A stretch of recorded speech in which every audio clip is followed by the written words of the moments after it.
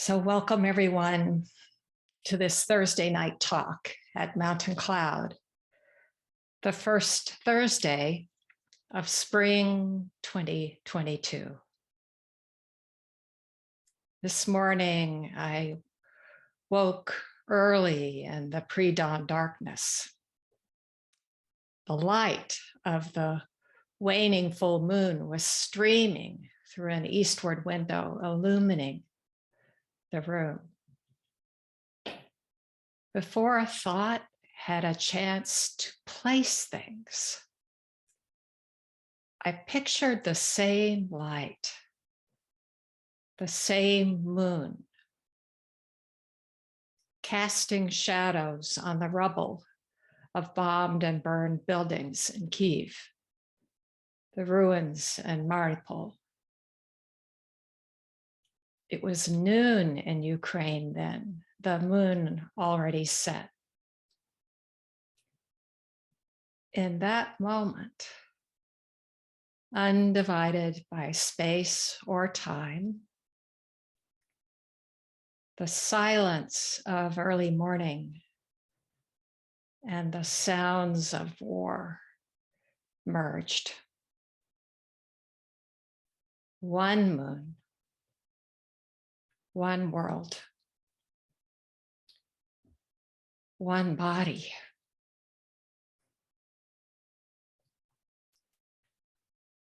These days, many are asking how to maintain equilibrium when the world is in such turbulence, how to calm our anxious hearts when circumstances all around are fraught with uncertainty, how to drop the safeguards we cling to, however constructed they may be, and drop into sitting with open hearts and empty hands.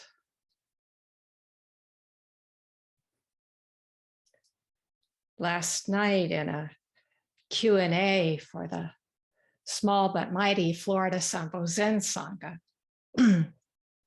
quite closely connected to Mountain Cloud, a confluence of similar concerns got distilled into one question.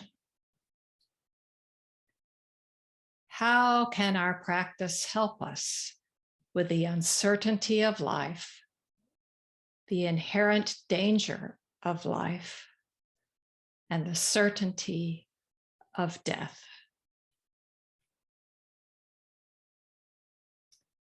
The question cuts to the heart of the matter of Zen. As the night verse puts it, resolving the matter of life and death is of prime importance. Or in another translation, resolving the matter of life and death is a matter of life and death.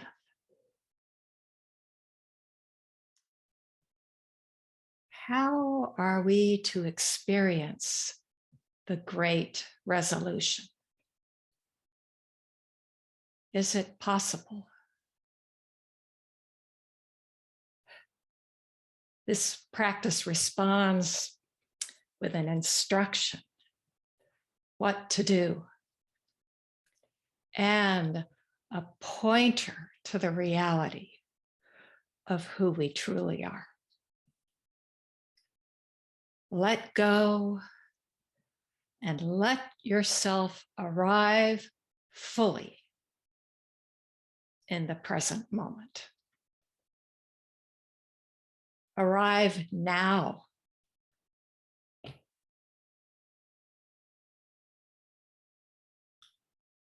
And letting go is already so. This moment, immediate, dynamic, no border, indivisible. Now, taste this now. And we could not be safer.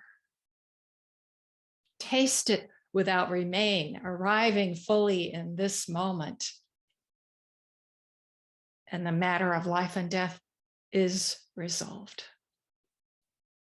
Already so. Arrive now. And there is nothing to hinder anything. Nothing at all. And yet, there is freedom. There is compassion. And there is peace.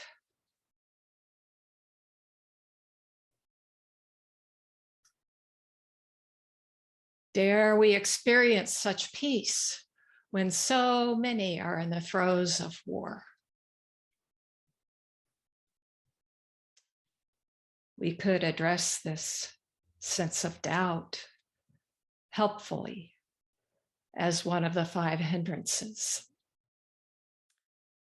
Instead, for now, I'd like to offer a poem by the German SanboZen master, Silvia Ostertag. Some of you will have seen this in a Mountain Cloud post just this week. So here it is. The title is Peace. Sitting in silence, you should simply let yourself fully arrive. Let yourself fully arrive in the peace of this moment. How can you actually do that? Let yourself arrive in peace, given there are so many people who tragically have to suffer from the lack of peace in the world.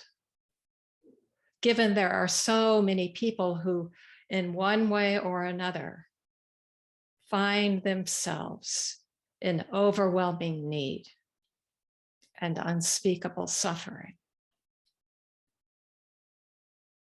Can it do them good if, with them in mind, others let themselves arrive in the peace of this moment?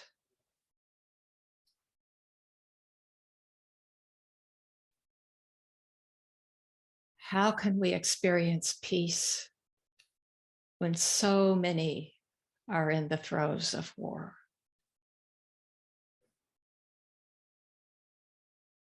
This practice turns that question around. How, with the world in such turmoil, can we refrain from practice? Why would we miss the chance to offer our sitting for the peace of the whole world? Or what if sitting in silence, resting in the breath, returning again and again to the here and now? What if there is just one sitting, one all-pervading sitting? What if arriving fully in the peace of this moment, the whole world is sitting you?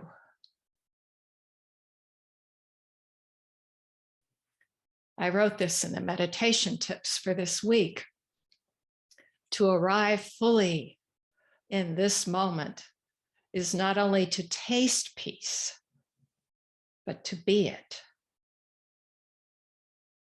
This is the invitation of Zazen and the invitation of each moment of our lives. To be who and what we truly are. So tonight, as a way of looking into this matter, who and what we are, the peace that pervades even when we can't see it, I'd like to take up a koan that might not have come up, but for an exchange earlier this week that cast it in a new light. This is case 21 in the Blue Cliff Record, or Hekigan Roku, Chimon's Lotus. The case is short. I'll read it. A monk asked Chimon, "What is it when the lotus has not yet come out of the water?" Chimon said, "Lotus flower." The monk asked, "What is it after the lotus has come out of the water?" Chimon replied, "Lotus leaves."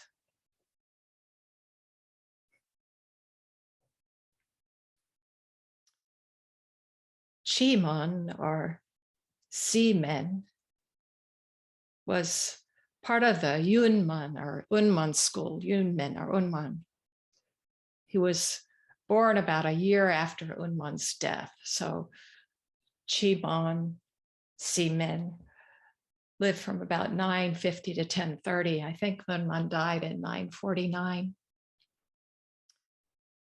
Chimon is best known as the teacher of the renowned Song Dynasty Chan master Setcho, or Shwedu, the compiler of the Blue Cliff Record and the author of its verses. So falling between Unman and Setcho, Chimon is usually mentioned only briefly in the records of Chan, of this Chan Buddhism. But his life and teaching provide a critical link. There is one story about Chimon. The emperor at the time gave him a purple robe, a robe symbolic of a high rank. But Chimon refused. The emperor refused to accept his refusal, so Chimon had to accept. Commenting on this in a talk to his own assembly of students, Jeffrey Shugan Arnold asks, "What robe did the ancestors wear?"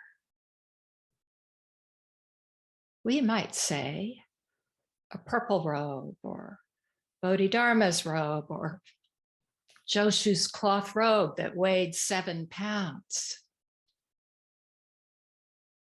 All robes and the koans and the stories and the tradition. Shugen Roshi says, if you really know, this question, what robe did the ancestors wear? If you really know, you see you have never put on a piece of clothing, have never had a bite of rice.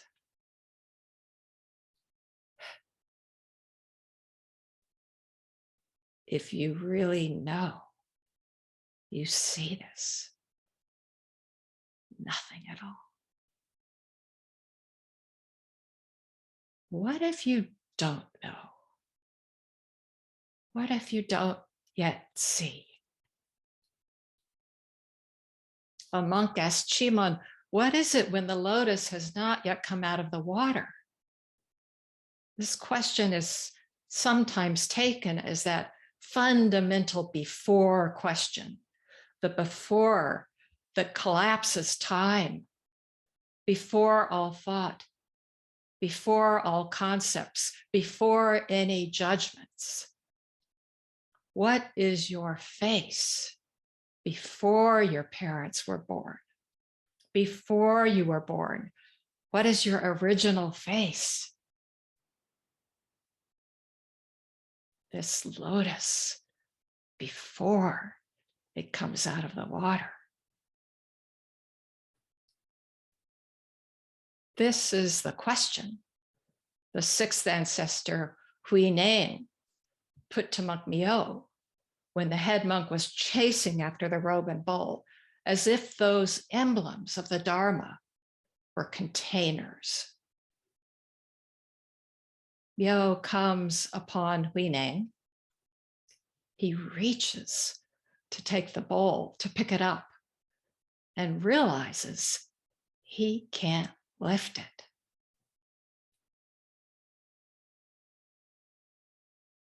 Suddenly, all his assumptions fail. And into that space, Hui Neng puts the question. At the very moment you were chasing after me, without thinking good or evil, what was the original face of Monk Myo?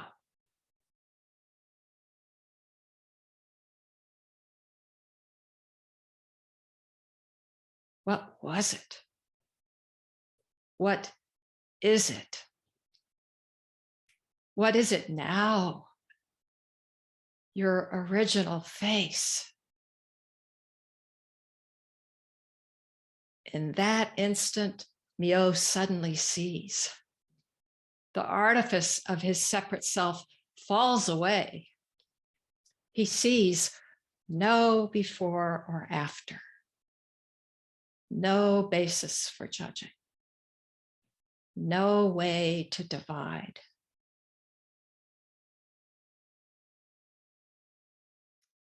He comes home to himself just as he is. And he knows for himself what that is. What is it when the lotus has not yet come out of the water? The monk may be asking the deepest origin question. Or he could simply be asking, what is it when one has not yet awakened? The lotus has long been a symbol of awakening, kind of icon. Goes back to Shakyamuni Buddha. And that image comes into Mahayana Buddhism in a big way in the Lotus Sutra. What about when the lotus has not yet come out of the water? What is that? Imagine the answers we could conceive. All these years of sitting, not yet awake. Muck and mire, or at best, roots and vines, the potentiated undergrowth drawing in nutrients from muddy water. That's not Chimon's response. Not yet out of the water. Lotus flower. Just as you are. Nothing lacking, nothing to fix, far from it, exactly as you are, all of you and each bit of you. Lotus flower.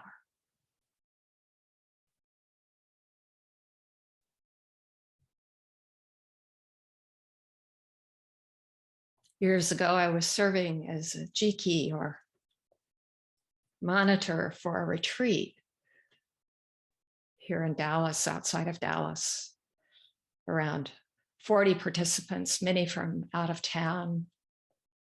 We were in a rented space that had to be all set up.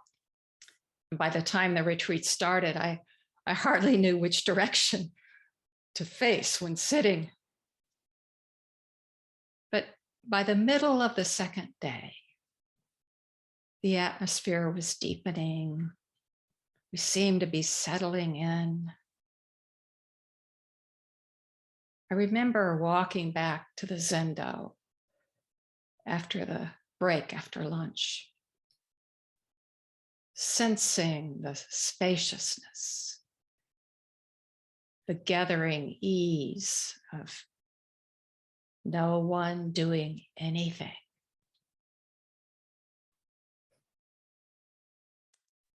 Then came the thought, there's still someone ringing the bell.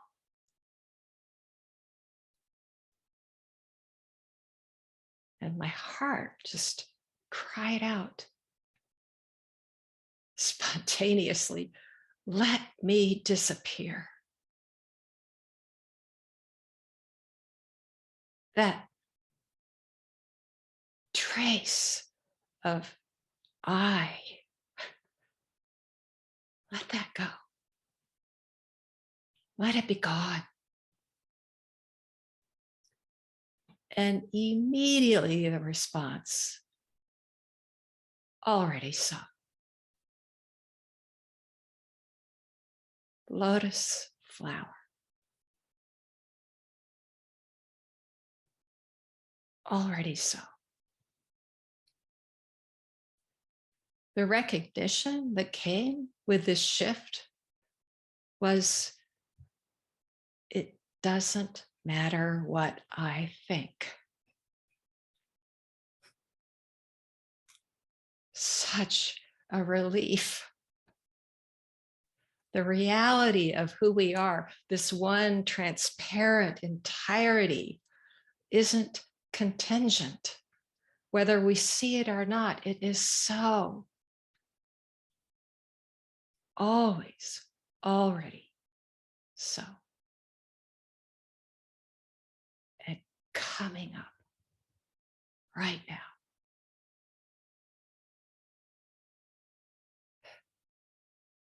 The monk asked, what is it after the lotus has come out of the water? Chimon replied, lotus leaves. Not what we might expect. Is this one? Is this two?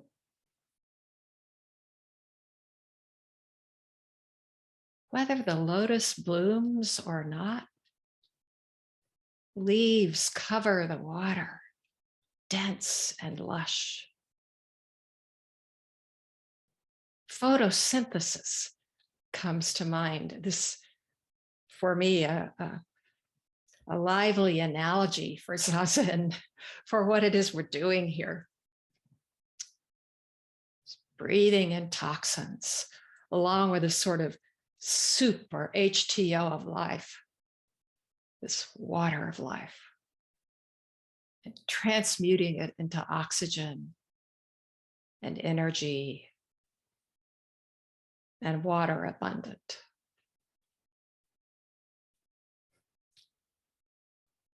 I mean, that's maybe a lot of language about just sitting.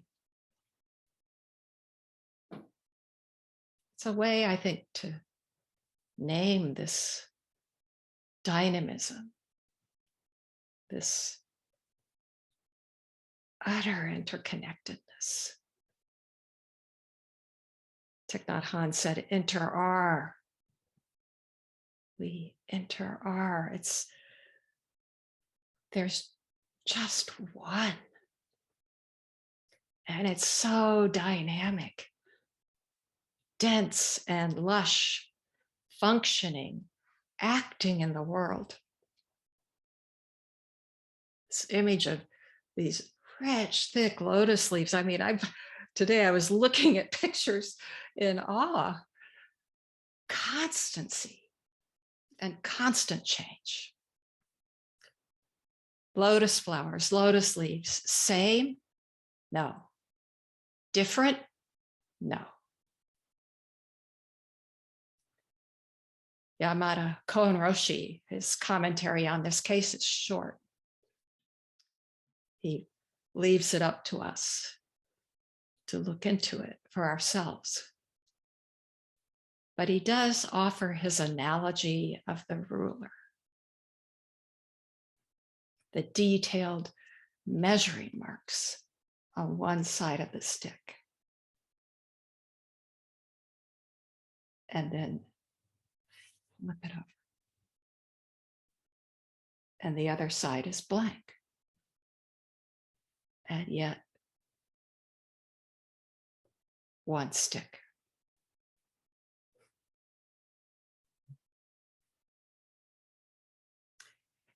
If any number of masters were here right now, they would just give me a good whack with it.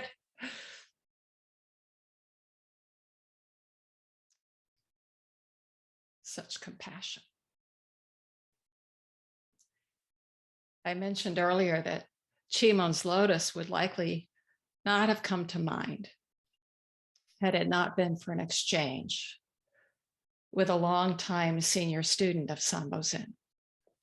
She checks in every now and then, and a few days ago with this koan and with a take on it that went straight to the heart.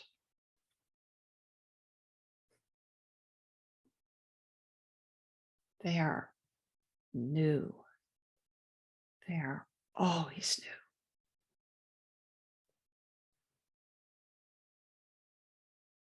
Before going on, I just want to remind us that koans aren't looking for answers. They don't issue a problem to be solved or a perspective to be figured. Koans use words, sounds, gestures to convey a reality that is intimate and immediate and very alive, very current. They invite a shift of recognition, and they say, show me. Directly convey your experience. Present the turning word. How does it turn in you? There's an absolute quality to this, and it's deeply personal. No one ever did this before. And yet, all of the tradition, all of the ancestors, right now,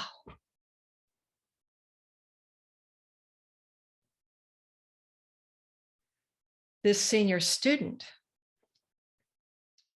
has taken up Chimon's koan on several occasions, at least, with other teachers. She didn't bring anything like notes or memory or an answer.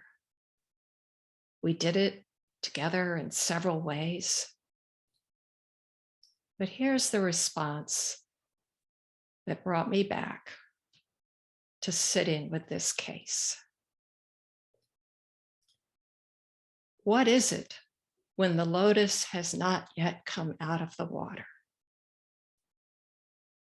February 23rd, peace.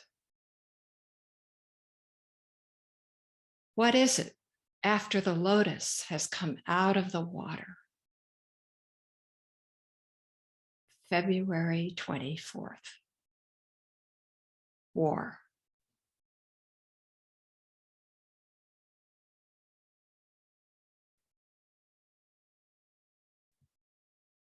This is not just about our own thoroughgoing entirety, this one body, the true human body. And it's not only the message, the fact that the lotus only blooms in muddy water, like the lotus that we awaken in the world of things. It's true. But what makes this so remarkable, so true, is that right here in this unique and unrepeatable set of circumstances. We encounter the absolute. We meet what we are. Original face, love with no opposite, at once empty, and the wellspring of all that is. We meet it and we are it.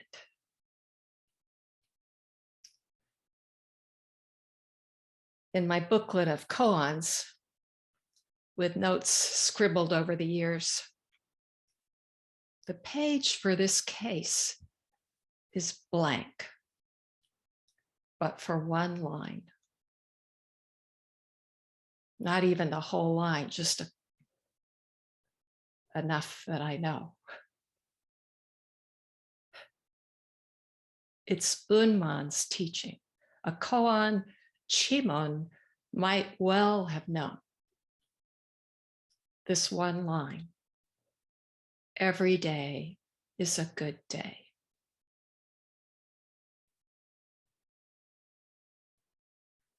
Are our hearts boundless enough to recognize this? Can we let them break all the way open? Can we realize already so?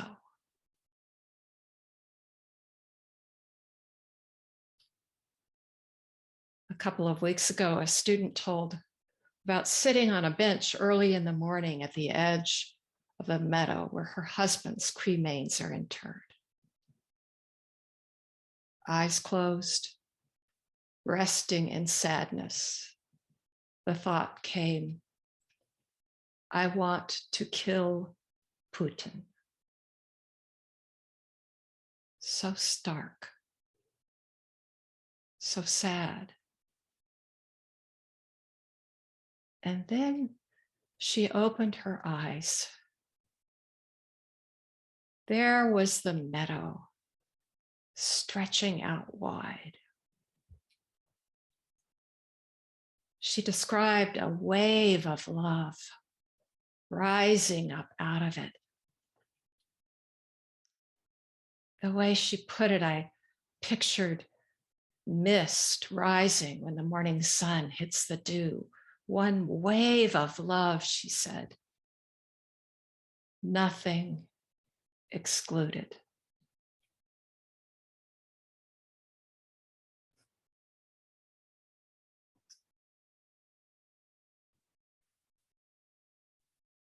Last week, I happened to catch part of a talk by Jane Hirschfield, wonderful poet, artist, writer, Zen person, woman. She gave the talk at Upaya. Hirschfield spoke about Ukraine and then turned toward poetry, her own fertile way into the heart's capacity. But even before that, she began with compassion. She led with compassion.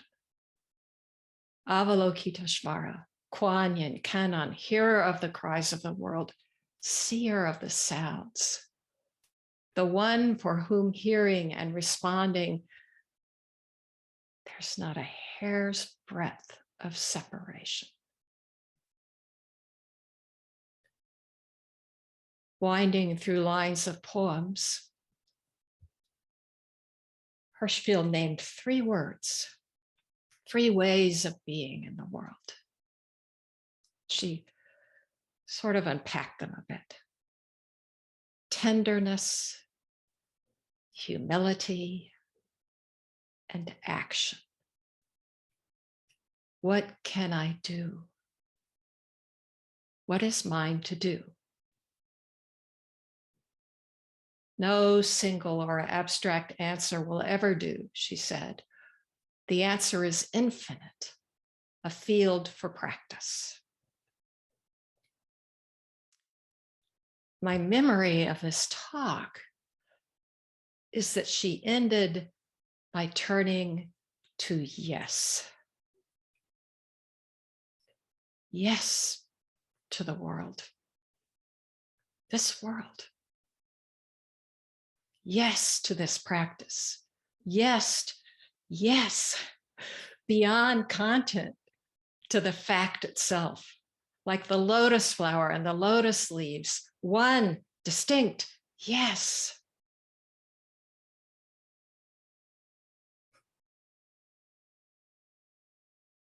That resounding exclamation with no opposite, just yes. Maybe that was my dream when I fell asleep before the talk ended. This afternoon, I tuned in again to catch the actual conclusion, just to check. It turns out toward the end of her talk, Hirschfield doesn't exactly do what I just described, but she quotes two poems, one of her own, short, and one a haiku by Isa. She offered these, she said, as antidotes to sadness. So I'll just read them, they're brief.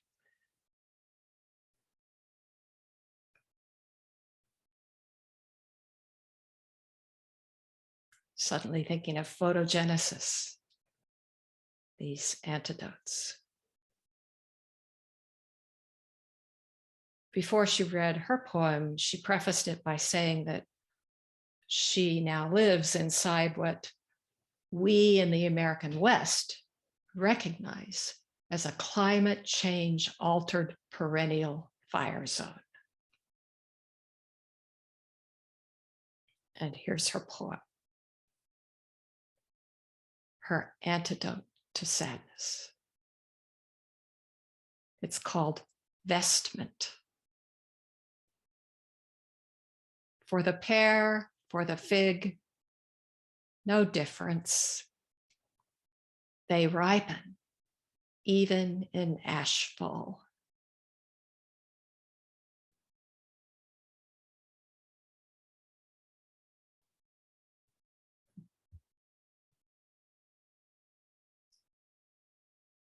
The lotus before, the lotus after. For the pear, for the fig, no difference. They ripen, even in ashfall. And then Isa.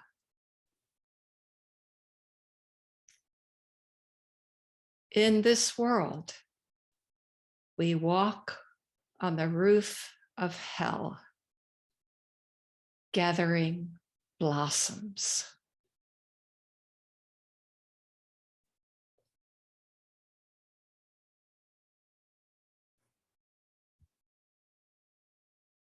Maybe a different way of saying yes. And what if the blossoms are lotus flowers?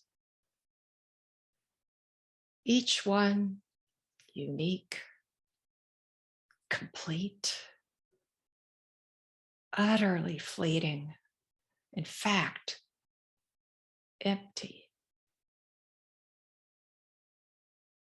And of inestimable beauty.